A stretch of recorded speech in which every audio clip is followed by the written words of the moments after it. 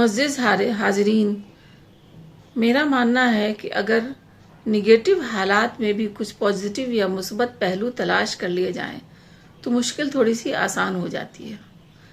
سن 2020 اور 21 کو انسانی تاریخ میں ہمیشہ یاد رکھا جائے گا۔ ان سالوں کی ہولناکی کو یاد کر کے آج بھی رونگٹے کھڑے ہو جاتے ہیں۔ دراصل 2020 میں ہی کرونا وائرس نے اپنے پاؤں پسارے تھے اور چین سے سفر کرتے ہوئے اس نے پوری خطہ زمین کو اپنی لپیٹ میں لے لیا تھا۔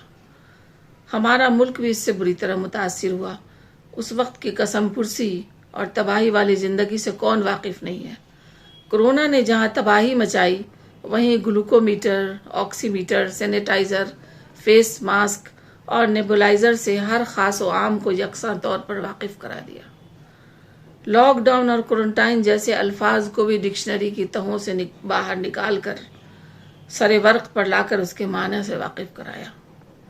اسی طرح ایک لفظ قناعت ہے جس کے معنی آج کے دور میں بے معنی ہے، لیکن کرونا نے اسے بھی ہر خاص و عام کو اپنی زندگی میں اتارنے کے لیے مجبور کر دیا۔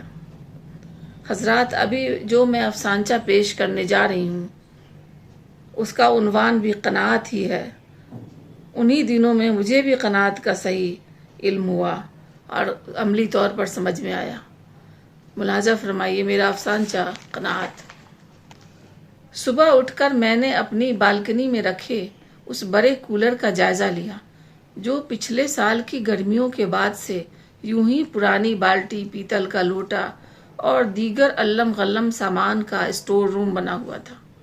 کافی مشقت کے بعد اپنے شوہر کی کتابوں سے بھری وزنی بوریوں کو، جو ہمیشہ جیون ساتھی کی طرح ہمارے ساتھ رہتی ہیں، کنارے لگا کر کولر کھولنے کی کوشش میں کامیاب ہو گئی۔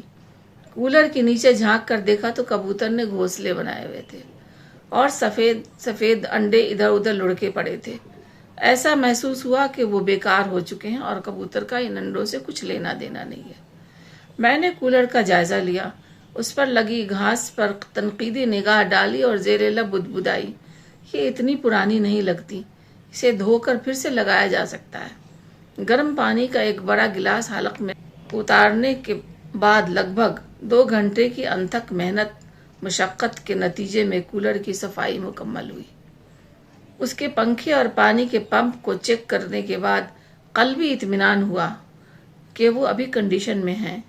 فائنلی کولر میں پانی بھر کر اس کو آن کیا اور اس کی ٹھنڈی ہوا جب میرے وجود سے ٹکرائی تو اللہ کا شکر ادا کیا، کیونکہ ان دنوں دونوں بیڈ روم کے اے سی کی گیس لیک ہونے اور کرونا وائرس کی دہشت اور لاک ڈاؤن سے پیدا ہونے والے نامساعد حالات کی وجہ سے کولر کے فنکشن میں آ جانے پر بڑے سکون کی سانس لی اور لفظ قناعت، جو آج ایک اجنبی کی حیثیت رکھتا ہے، کا مفہوم بڑے دنوں بعد سمجھ میں آیا۔